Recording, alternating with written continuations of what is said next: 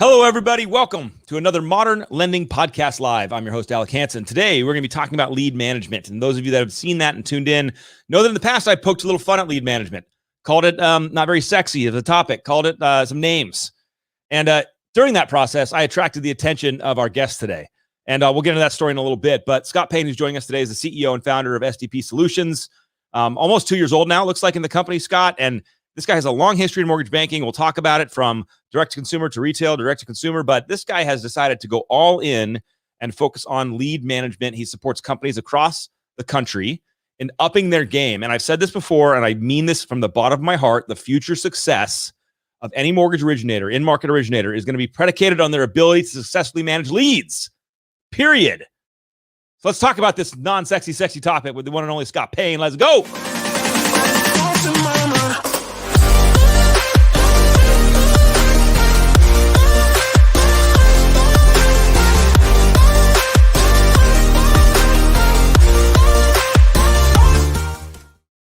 All right, Scott. Welcome, brother. Good to have you here, man. Hey, Alec. How you doing? Thanks for having me on. So excited to be on the show. Dude, first and foremost, thank you, because this is going to be fun. And we're going to talk about the story about how I triggered you in lead management. But for those who are popping on right now, please, this is the fun part about making this live. It can be interactive. If you're a loan professional, man, you need this skill set. You need a lead management skill set. And we're going to talk about that today. So, Scott, how did we get introduced? How did we meet each other? What's the story? Yeah, so 100 and 100 videos. Like, oh my gosh, by the way, that is amazing. And, you know, as busy as we are, it's just fascinating to me that you did that. So I probably got introduced to it. I was probably around maybe episode 20, 25. It started to get into my feed a little bit. So I started, what is this 100 and 100? Sure enough, started watching every day. And then sure enough, one morning I get up and go on LinkedIn and episode 32, lead management, there's on the thing. And I'm thinking, oh, this is awesome. Yes. Finally, somebody is going to, preach about lead management, right? And here we are. And the first words out of your mouth were lead management. It's the least sexy thing to talk about. In fact, it's boring. And I was like, whoa, hang on. It was like, someone called my kid ugly. Yeah. Right.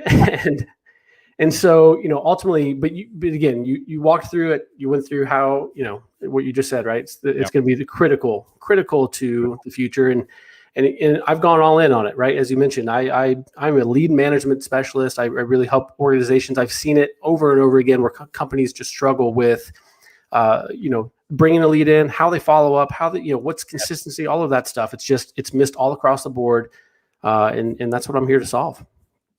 Well, so I want to get tactical on this with you, and I want to help, normally on the goal of my podcast is really to add tactical value to an originator. Like, I want people to listen to this. I want them to get entertained. I want them to have fun, but I want them to walk away with something they can implement that triggers them. They think differently, that moves them in another direction. Mm-hmm. And you're the perfect guy to talk about lead management as we've been going through my series, because in the beginning of the year, if you guys have missed it, I did a 4-part series on branding. I did a 4-part series on digital marketing. We did a series on local marketing, and all that stuff is designed to generate leads. And so it's only natural that we have to go to the next evolution. And so for those of you that are older school, like me, we lived in a world where lead management wasn't a muscular skill set we needed, right? I mean, Scott, you played the game. We didn't. Our realtor partners manage leads. It was like, hey, give them to me when they're in escrow. I don't want to talk to them. I mean, if they're not serious as a buyer, I don't want to talk to them. Right. Call in the lefties, is what you'd said. Yeah. Yeah. Just bring it when it's time to close. Right. But now, man, our realtor partners, many of them have become lead aggregation machines.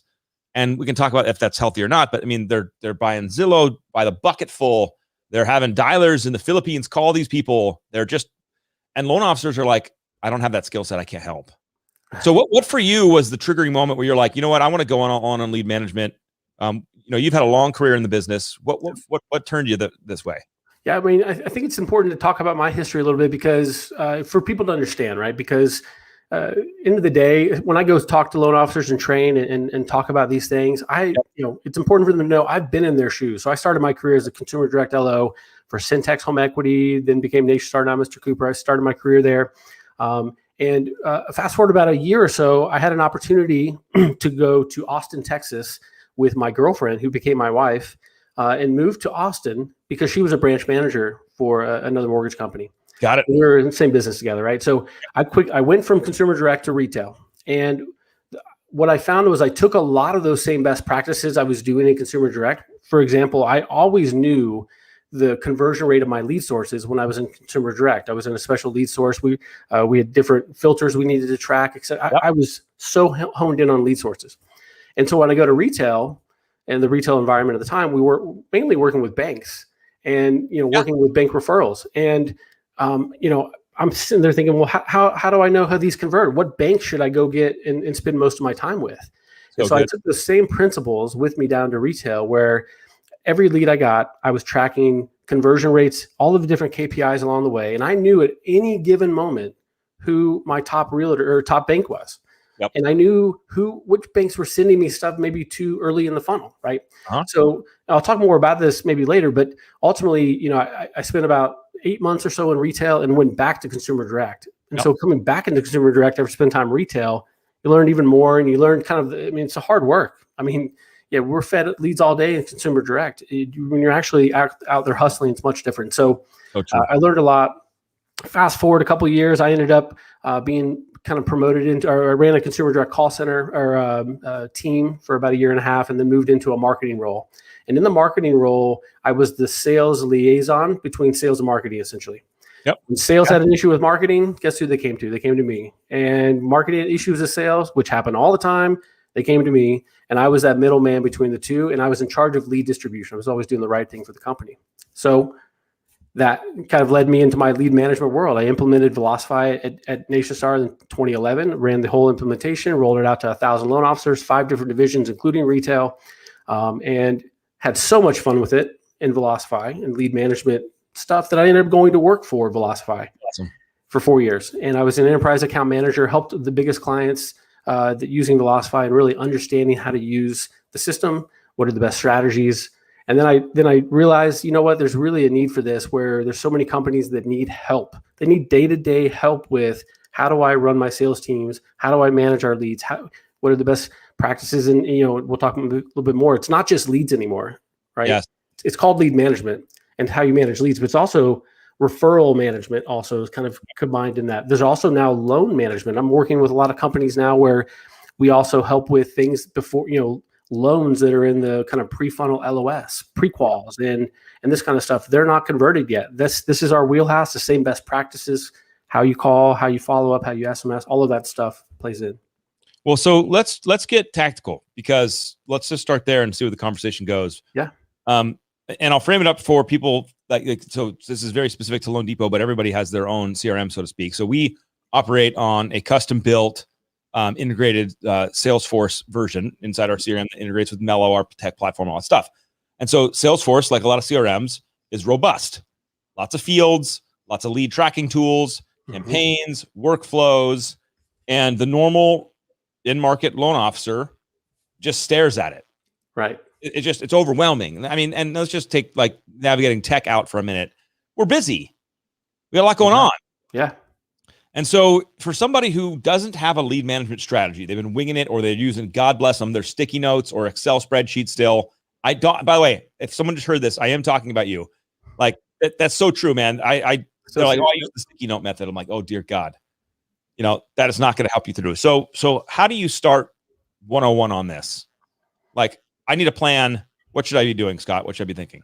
Really what I started, I have companies that I work with that have 3,000 loan officers. I have companies that I work with that have 2 or 3 loan officers, retail type loan officers, right? So, but what I find is it's consistent across the board. You have to have a game plan each and every day, right? Now, the game plan is obviously gonna be different for everybody, right? So you got to come up with what that is. And by the way, little plug here. There's a game plan in here in this book, right? So there's a game plan. If you don't have one, you can start there. But really what you want to come up with is, a game plan around, put them in order, right? So you have your new leads. Typically that's the most important. You're going to, follow up with them over time. And you want to make, so many different phone calls, but you want to integrate also your emails and SMS that are automated and say the things you want them to say. We'll talk more about emails and how you can track and use that later on. But ultimately, really, you just want to come up with what you want your contact strategy to be for your customers. right? That's so important. It's such a simple comment, Scott. Like, just what do you want to have happen to them? Right. So you get a lead, whether it's from a realtor, which is like a really hot, ready to go lead, or somebody at the grocery store is like, hey, can I get, some loan? Or you buy a lead off Lending Tree. You got to have a plan of like, what's my communication strategy? What's the frequency and cadence? Am I texting or emailing? What are those things that I'm going to say? So what do you think is this? What's a good example of a decent workflow or a lead flow here? Yeah, I mean, it really depends where it comes from, right? And where it's at. So what I like to do is really start with, when you get a record, you get a lead, just call it. Call the customer. They expect a phone call. I see nowadays a lot of loan officers will say, I really don't want to make a call. I have this tool to send an SMS. I'll just shoot them a text. Sure. It's not enough. What I like to do is call them and try to get them on a phone. Okay. That's the key. And when you do that, you want to be able to take some type of survey or inventory on their situation. You're going to ask things like, what is your, what's your time frame to buy? What is your current situation to sell? You need to go ahead and start documenting that. And that, once you have that, will drive your kind of next follow-up workflows. It's so funny. I love how simple this starts. Just call your lead. Right. It's super simple. Call your lead. And then from there, though, it can get complicated. Like, they don't answer. So sure. What's your voicemail? Yep. What's your plan after the voicemail if they don't call you back? But you, as the originator, just spending a few minutes whiteboarding this, documenting it, and creating a systemized plan is what you're saying is the start here, Scott. Yeah, I mean, and the way I do it sometimes really is just on a piece of paper or a whiteboard, draw a timeline. Okay. Mm-hmm. And imagine that the customer is never going to answer the phone. And yes. Right on there, day 1, day 2, day 3, all the way across the whiteboard, and map out where you'd want these calls to go. If you were the customer, what would you expect? Right. And this might be for one lead source, right? If it comes from a realtor, I might do this. If it went to my landing page, I might do this. Those could be different scenarios, right? I might want to be more aggressive on one of those versus other. It could be, this came from my best realtor. Maybe that's a different call strategy than someone who's maybe an up and coming realtor for me. So there's all these different ways, but I would always start with that whiteboarding session of what do we want it to look like? By the way, I made a note. I'm drawing, doodling as you're talking. I love this. Like, make a timeline of if they never answer. Yeah. Because then, simplistically, in my stupid brain, as soon as they answer, I get to go to the next timeline of like, they answered. Exactly. And from there, and all of a sudden, you spend 20, 30 minutes on this, Scott. I can imagine every originator out there could easily have a plan. And I guess that's the starting base right there. No doubt. And really where this, I'll fast forward a little bit. I was going to mention this later in the conversation, but this actually came about because back when I was running the lead management platform for NationStar, I was losing sleep at night, not knowing if my originators were following the right way that I had outlined when calls should be made, right? Yeah. And so what I ended up doing was secret shopping myself. Oh, so good, dude. So I would put a lead in, and this was very, this is 2012. I didn't have much technology to do this, but I would just put in my cell phone number and try to trick them. No one knew my cell phone number at the time. And I would put it in, look like a customer, and I would track every phone call, email, and text, maybe not text then, but email that I'd got. And to be able to show my sales leadership team what our sales teams were doing, I put it on the timeline. Yep. I put a lead in, I got a call here and an email here. Fast forward to now, 2021, SDP Solutions, my company, we have a division where I do about 400 of these a year. Yep. And you work with software providers, lead providers, mortgage companies that are my clients. And typically, anytime I'm doing an assessment of their current situation, guess what I do? I put a lead on their website or their contact me form, and I'm tracking every phone call and email I get for 10 days. I don't even answer the phone, right? Here's what you're currently doing. Then, even better, I call back. Because I'm like triggered right now, because if you're a branch manager at Loan Depot and we give a lot of leads out to our loan officers, how are you kind of watching the path? How are you making sure that the path that you set out is being followed? Yeah. And if you're a loan officer and you're on a team and you got juniors and all this stuff and you're handing out leads, how do you make sure they're doing what you've mapped out? I love secret shopping. That's so great. Inspect what you expect. I think the other key part of this is, because you mentioned it, once you make contact, what happens next? It moves down to the next workflow. You need to have a workflow for that as well. And here's why. We have done this now almost, I have to go back and look at the numbers. Let's call it 1,000 times because it's pretty close to 1,000 of these secret shops that we've done. And I don't call it a secret shop, by the way. It's a lead experience screening. It sounds much better than a secret shop. Lead experience screening. Lead experience screening. Yep. Very, very good.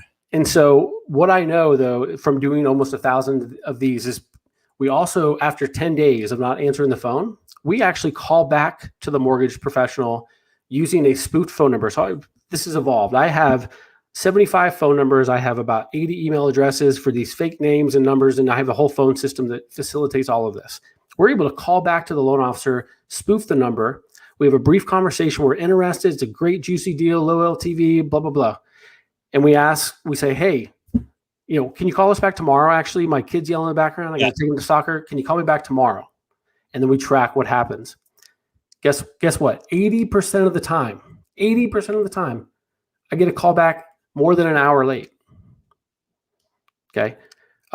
Another shameful. Sorry, I even missed the first part. 50% of the time, I don't get a call back at all. And when I do get a call back, 80% of the time it's late. Okay. And then the follow-up that happens after that, we track for another 10 days. How are they following up with a contacted lead? This is better than a uncontacted lead. Yeah, it's Someone's interested. Oh my gosh. And it's so much stuff that falls on the ground. And again, this is all the kind of the whiteboard. What do you expect? What do you expect to happen? And so what would you want to happen after that contacted lead? Well, and this is where my brain goes to. Like, what you're doing in this process of having an intentional workflow is you're getting down to a disposition. Yep. And right. So like you're trying to get them to apply or see if it's a loan, and that's what every contact effort is driven to do. Right. You give them the phone and then you try to get them to take an app, and you're going to have fallout. You're going to have the person that didn't take the app. They were interested, but they didn't want to do the app. You're going to have people that did the app, but didn't want their credit pulled. And then, you're going to have these buckets. Yep. And over time, especially as you scale up your business, you're going to have all these buckets, and you can go back to these buckets. I mean, one of the best leads sources at Loan Depot right now are the aged leads, because all you do, I mean, literally all we're doing, and this is very simplistic, but coaching loan officers, just send them this video text and we give them a script. Mm-hmm. The script basically is, did you get everything you need type of a thing? Yep. You were interested a while ago. We didn't work with us. Did you get everything you need? I'm local if you need anything. And oh my God, dude, people are like, I jumped out of the process. I got overwhelmed. I was feeling overwhelmed. Yeah. And the other ones just say yes, and that's it. But like, if you're not following a lead management workflow like Scott's describing, like there's gold that you're leaving on the table. Yeah. Well, so you mentioned SMS. Emails, probably gone away a little bit from, now the SMS is picked up, but there's so much value still in having an email because you can track an open and a click.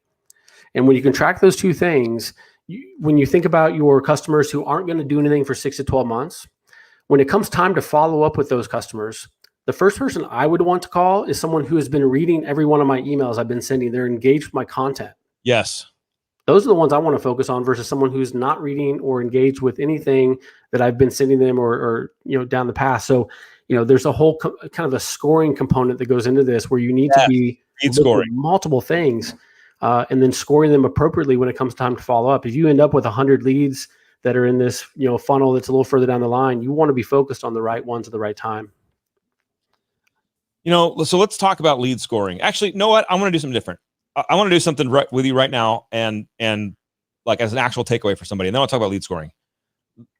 Let's you and I create the never answer plan here. Okay. Okay, let's just so I'm going to use your brain because you have way more, skills. Let's start with, you call and they don't answer. What kind of a voicemail are you leaving? Yeah, I mean, it's a great part for an introduction. Well, let me say this. How many calls would you want to do on day one? Because there's certain lead sources you might want to call and say, hey, it's an hour later, maybe call again. Again, this is getting a little aggressive, right? But it depends, because if you are going to make 2 calls on day one, you might, leave the voicemail on the second call. Okay. And here's why. A little trick I've learned over time. This is good. I'm just taking notes. Keep going. Same thing with an SMS, right? Yep. Let's just use a lending tree lead where there's multiple people calling, right? Example. So lead comes in, I call them first, and I send an SMS, or maybe at that point I'm not saying anything. but everyone else is sending an SMS and email. Okay. What I've learned over time is that you actually want to be the last person to send them an SMS on day one, because they're so overwhelmed with their phone ringing. When they get to their SMS, it is going to be, it goes from newest to oldest, and now you're on top. So maybe you sent one earlier, but make sure you're one of the last of the day to send it. So when they go back to it, there's a chance you're going to be at the top of the list. And my favorite little tagline is, and I hope everyone doesn't start doing this, because then the clients are going to figure this out. But the good news, Scott, is as many pearls that you'll drop today, the execution is where loan officers fall off. So sure. I never stress it. I got you.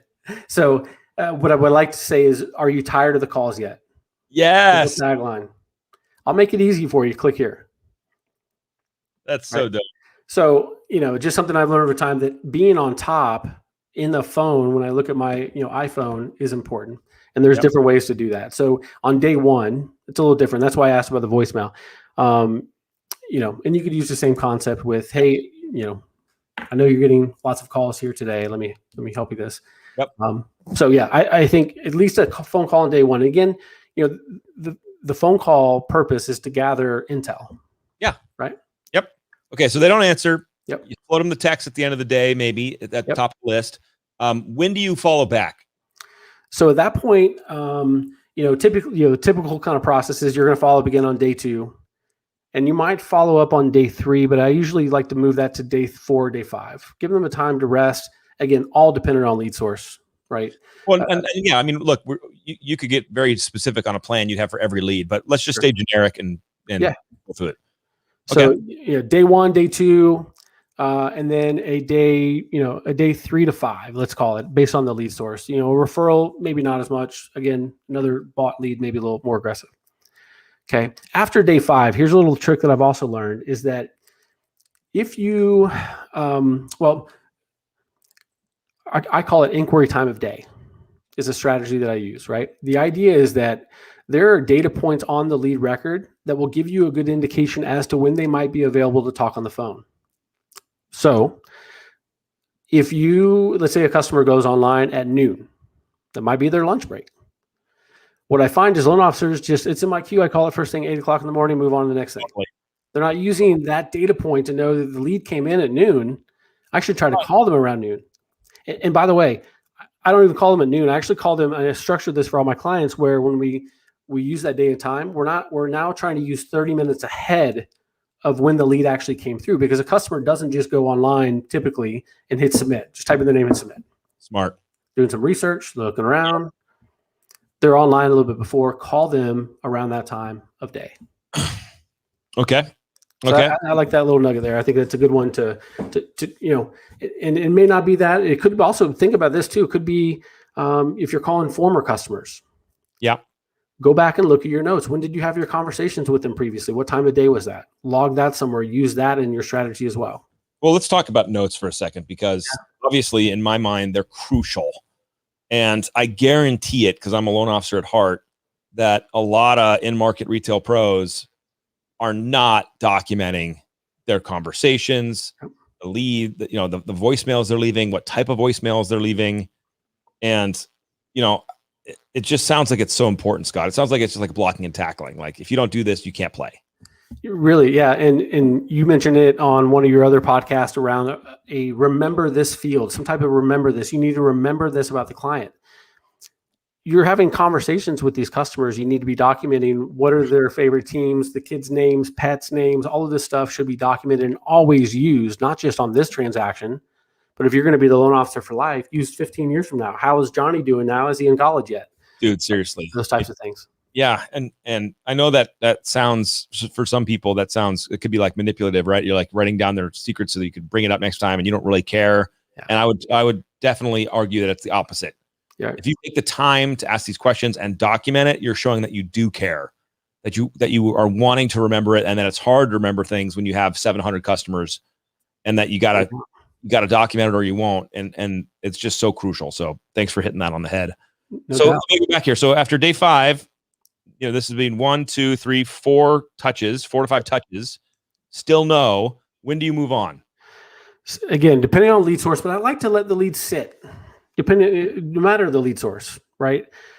Because if it was a bot lead, and everyone else is calling them. It could have been a referral that just wasn't ready.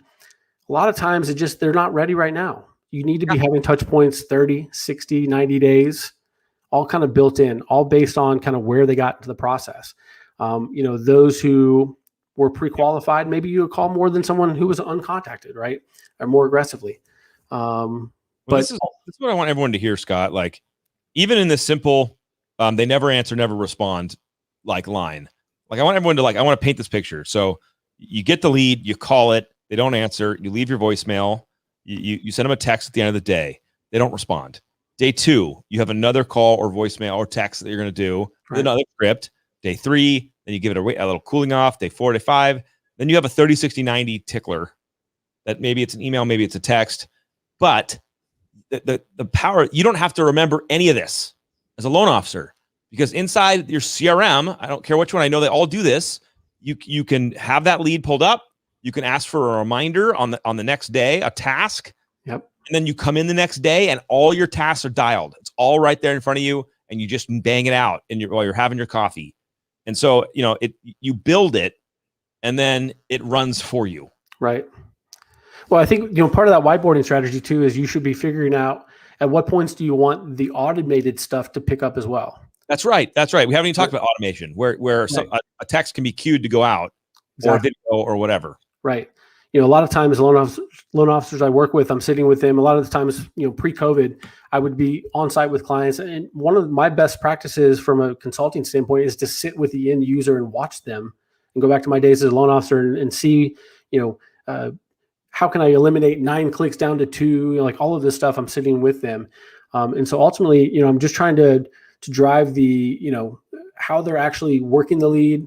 What are the ways that they're, putting this information in? I mean, all of that stuff is kind of crucial to kind of know. And so again, if you have a team of people, let's just say, I would recommend you're also setting time aside in your, in a month to go sit with your people and understand, are they following the process? Any questions? What are the hiccups? All of that stuff. Mike Eshelman was actually a client of mine when I was at Velocify, and this is stuff me and him did together. I would go on site and we'd do this together. I mean, this is, you have to understand kind of what the loan officer's day is day in and day out, along with that process, and does it actually work? And I want to do a call out to anybody in leadership right now hanging in on this conversation, because I did this whole funny, rant about Maslow's hierarchy of loans. Mm-hmm. And the first level of that is get your loan officers loans. Like, before you want to coach them into excellence, make sure they're eating. Right. And so you as a leader today, listening to Scott, should be inspired to go build a workflow, a lead flow for them in the system. Sit down with them, help them whiteboard out what they want to have happen. Work with CRM to get it organized so that the tasks come up for them and they don't have to build it and they're not overwhelmed. You want to feed them? There's nothing more transparently obvious to me than the reality, Scott, of what you've been saying, which is the momentum this type of strategy builds over time. Yeah. No One doubt. lead, fine. 500, 1,000 over a course of how many of a year, of 2 years of your career, and all of this data now at your fingertips is just a minefield for you to go back to any time. Yep. Imagine rates dropped, and obviously during COVID. Imagine if you'd spent the years before that having this robust CRM lead management, and you had all these people in your bucket. Yeah. One call could have turned it into hundreds of thousands of dollars for that originator. No doubt. And, the prioritization of that, right? Because once you come up with the workflow, the whiteboard, now you got to put it into play as to, that all becomes prioritization. All of these things you come up with now need to compete against one another for what is the most important thing to do in a day. So that's perfect way back to lead scoring. Yep. You mentioned lead scoring, and we got to hit it. Explain that simplistically to me, the kindergartner, and then how you go about doing that. I mean, so what I historically do with clients is I ask them to go back and run an analysis, just actually pull data from your funded loans. Let's start there. What are some of the attributes you do well? Maybe it's a product, maybe it's a certain loan size, or maybe it's a certain state, maybe it's a certain, zip code. If you're in a local area, maybe you crush it in one zip code versus others. Find out, get all of these attributes about your funded loans, and let's look back and then try to tell a story. What are we good at? Start with that. That's a good place to start. once you have that, you can start to layer in. I'd say the number one thing we score on right now with my clients is that we're scoring emails and opens and clicks. If I can track their opens and clicks, that becomes just an easy place to start when it comes to scoring, right? A good example is if someone opens an email, let's say you're on the 5th attempt and they haven't answered their phone yet in that whole workflow we're on, day 30, but they just opened an email from me. Pick up the phone, call them right now. Right then. Right.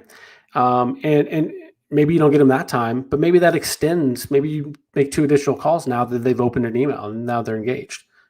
Otherwise, they would have fallen off after the 5th attempt. You need to kind of reprioritize that as well. Well, Scott, you said something earlier, and I want to highlight again of lead scoring your referral partners and your lead sources. Yeah. Because talk about an effective business planning tool to look back over the year and be like, hey, Realtor Susie gave me 50 leads and 2 closed. And Lending Tree gave me 50 leads and 10 closed. Yep.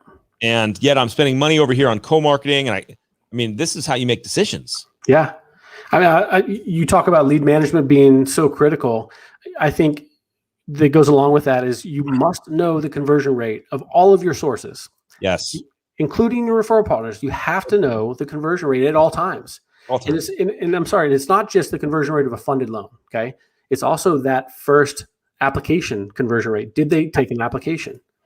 Because you're going to find over time, you get hooked up with a real estate agent, you build a relationship there, and they just like, oh yeah, I'm going to send this to Alex. And before you know it, they're just sending kind of everything to you with no filters and all of that. So that would be a key for me. If I knew that my application rate was really low on one particular realtor, I need to do some coaching. Here's what we do good. Here's what we don't. An example I used in Austin when I was a retail loan officer was every Thursday night before I left for the night, I would look and pull this report to show me all of my conversion rates for my banks. I had managed about 6 different banks in the Austin area. And I would look to see who had the highest conversion rate on applications over the past 2 weeks was number one, and also a funded one. And I would try to find which bank I wanted to go to on Friday morning to take donuts to. And I would walk and show up with the donuts, and I'd be like, hey, by the way, thank you for the business. I'm very appreciative. Yep. Here's some things I'm seeing. Make sure you understand kind of our products, right? And it was just a way to get in the door, but I was doing it very strategically based on my conversion rates for my people. But that's the difference between that's what I mean when I talk about the future success of the loan officer is going to be on this skill set, because what you just said, Scott, is you weren't wasting time. Right. You were going right in there strategically like a sniper, having armed with data in order to have conversations that pushed your opportunities forward. Yep. And if you're a loan officer today and you don't have a system, you're operating organically, you never thought you needed one, I hope that your eyes are opening up and you're realizing there's a chink in your armor and there's a huge opportunity to maximize more business with some focus and some intentionality. Here's another stat that I use that I think would be important with this as well, is that there is a book called The Myth of Multitasking by Dave Crenshaw. Okay. And what he talks about and what he studies here is that, the effect that multitasking has on things. And so typically, right, I've heard and I've hired people before and I ask them what their strengths are. And, a lot of them will say, I'm a great multitasker, right? And that sounds great. Oh, wow, they can do multiple things at once. But what we learn over time and what's in this book is that he says that 40% of your time every day, okay, that's just one day, think about the entire year, is wasted between when you're switching tasks. Okay. So think about your prioritization of your leads. Yep. You need to have obviously a workflow and you need to have that, but which leads are important in that?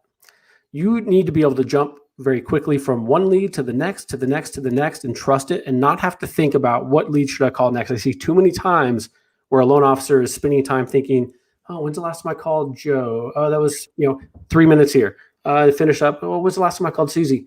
Oh, that was, maybe I'll skip Susie. And they spend so much time wasted thinking about what to do next. 40% is a ton of time.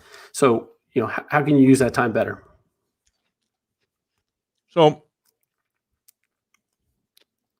I'm looking through all this and it looks like work, but once work's going, it looks like it's going to be supporting you. Yep. What are some pro tips or some I don't want to say hacks, but what are some things you notice that really move the needle in this kind of stuff if somebody's getting serious about this? Whether it's a phrase, a text you do, a specific follow-up strategy. What are some kind of little things that stand out for you? One thing, I love quotes, and right above my computer here, I have a whiteboard of just quotes that I've heard over time. I want to say one of them is yours. Like, is big moves or just a series of small steps? Was that you? No, but I love that deeply. That's a great one. The other one I really like is consistent. Actually, I have this one somewhat memorized. Consistent and persistent effort over time, right? Think about that every day. Consistent and persistent effort over time is actually from Phil Treadwell on a podcast he did with Jimmy Ryan, who's also a client of mine. And anyways, that mindset every day when you come in, it's just consistency. It's all about doing the process you have set up and doing it every day and not getting away from it. Setting the times and block times per day. I see a lot of times where they're like from 12 to 2 every day, I call my leads. I'm like, well, what about that customer who works between 12 and 2 and they inquired at 5 p.m. because they don't have time to talk between 12 and 2? You've got to set blocks multiple times throughout the day. It's not just one little block and think that that's going to work every single time. Yep. But it's got to be consistent. And it may not be the same every day. Maybe it's, you alternate days on your outbound times. I think those is the one takeaway. It's really just build the process and trust the process and do it consistently every day. It'll work out. It's all a numbers game. If you're a loan officer right now, how great would it be for you to walk in to the next day and immediately have a plan of attack built? Like because I know there's some loan officers, Scott, that walk in with I wonder what I'm going to do today. Yeah. Like a blank slate. I can do anything I want today. No plan, but I'm here and I'll do some emails in the morning. Yep. And I know people live their life like that. I'm like, but can you imagine walking in and having a series of hot calls to make and follow-ups to do right in front of you? And if that's overwhelming or like you feel like that's like, oh, that sounds gross. No, the opposite of that is it's amazing. Right. You got stuff to do. Be focused. Yeah. I use a 1, 2, 3 method for just my business personally. My ones are the stuff that's most important. It's ordered 1 to 3, and I set it every night before I leave my desk. I used to have my team do this when I was a manager. Give me your 1, 2s, and 3s of your files. You're going to be working first thing in the morning. Yep. Right. And another little nugget too that I think ties into this really well. Dale Vermillion talked about how on my podcast, he had talked about how I've heard him tell the story many times at conferences, but how loan officers were not allowed to listen to their voicemails until like 11 o'clock in the morning. Yeah. You didn't want to come in and get derailed. You need to come in, focus on the most important things. Do your business. And then, then you can get into some of that other stuff. So I think that's an interesting one too. What advice do you have for anybody that might be feeling overwhelmed by this, Scott? Just like, oh my God, this is the time of this, and I don't know, or I'm uncomfortable. Do you have any advice? I think start simple. Really, nice. Yeah. Don't overwhelm yourself with. You will get to some of these things we're talking about, and you'll learn over time what it is that fits your business. But start simple. Start very simply with my new leads are more important than leads I've called one time. Leads I've called one time are more important than leads I've called 2 times. And work your way down to as many phone calls as you want to make and start simple as that. Yeah. Right? Keep in mind too that, I talked a little bit about lead management isn't just leads anymore. It could be an abandoned application from your digital mortgage application system. It could be a loan that hasn't been locked yet and needs to. Those are still kind of like leads. Yeah. They need to be followed up and prioritized with. And I find a lot of companies will use their LOS to try to, as a prioritization of things. It doesn't work. So you can use the same strategies you have in your leads with your loans. And those would actually maybe be more important than leads, to be honest, right? You're trying to get them across the finish, into processing or whatever from that point. So, utilize those same strategies in different parts of your business. Okay, let's go here for a little bit. Let's talk automation. Yep. Versus personalization, because it's easy to take a lead and put them on a monthly drip campaign where they're getting a generic email from the company with the header and your face at the bottom about economic news. So there's that's the ultimate non-personalized drippy once a month, not strategic, etc. But then on the other side, personalization requires time.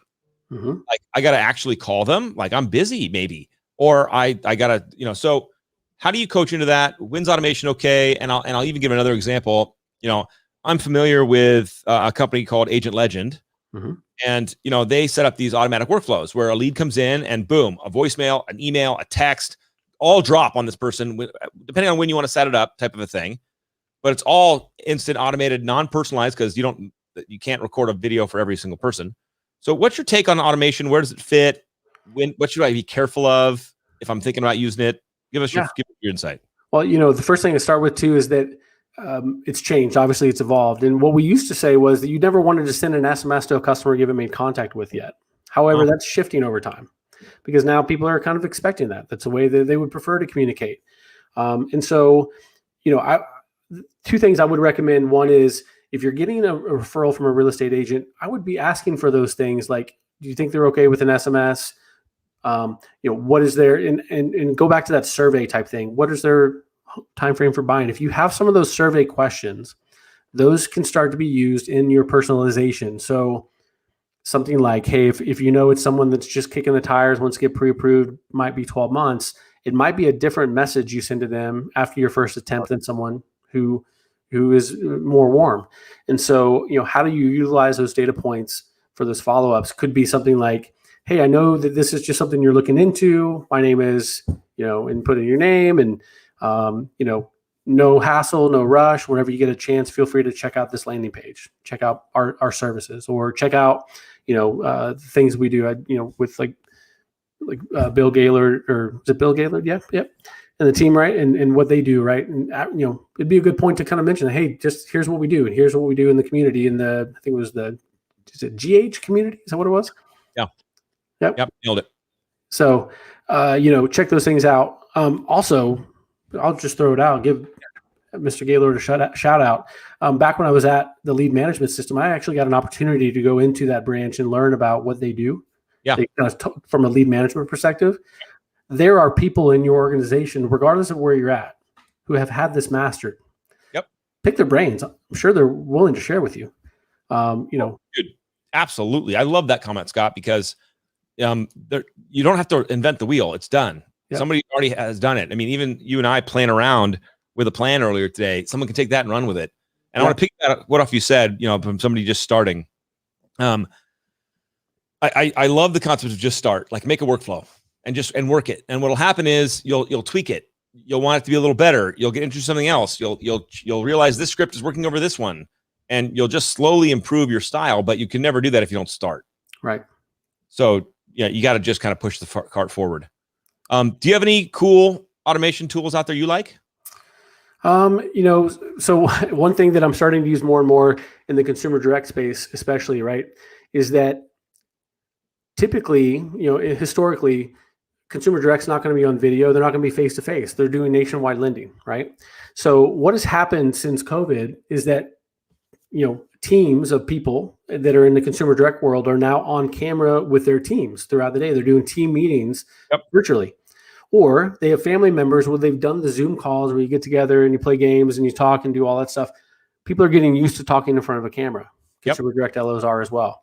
And so one of the things that I found interesting and started to work with some clients on is integrating technology that allows them to talk to a customer face-to-face at a certain point in the conversation. In retail, that's a huge advantage. I knew when I was at NationStar that if I could get a lead into a retail loan officer and they could drive a face-to-face conversation, that was a 15% lift in our conversion rate. Okay. Every chance I had to do it, I was doing it. Every time. That was a lift.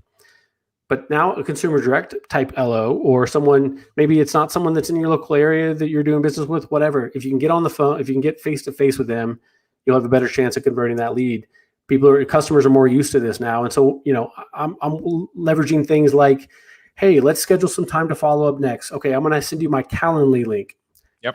They take an action in the system. It fires a post that sends a text to the customer, and they go to their link and they click on the link and it pulls up the LO's calendar. Let's find a time that works for both of us. Yep. They go and schedule their time. They hit submit, and that sends it to the LO's Outlook, puts it on their calendar, sends an invite to the customer. And guess what's also attached to that? A Zoom meeting. Yep.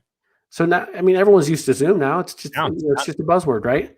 And so I joke all the time, Scott, like even if the customer doesn't want to get on video, set it up via Zoom because they'll see you. They'll see me, and I'll be able to share my screen. That's right. Now I can show them and walk them through and do all these things through a tool like Zoom that a customer is already used to. And how that is leveraged with a lead management system. Again, it's done in different ways. It's really like, how do I get that link to them as fast as possible? I take an action or push a button that pushes that right to their phone.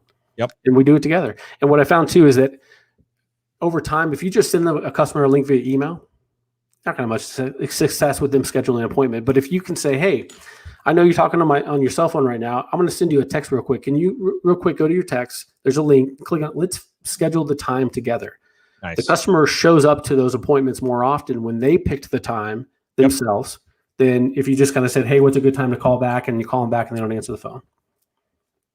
By the way, we're hitting our limit here. But Scott, the funny thing where my mind's just dancing a million miles an hour is this type of a strategy is overlays on everything. I mean, recruiting. If you're a branch manager and you recruit talent to an organization, lead management, what's the flow? When do you call them? How often? Oh gosh.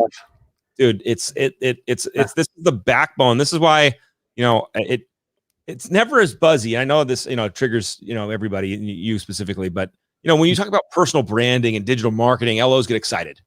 Sure. They're like, ooh, that sounds sexy, that sounds fun.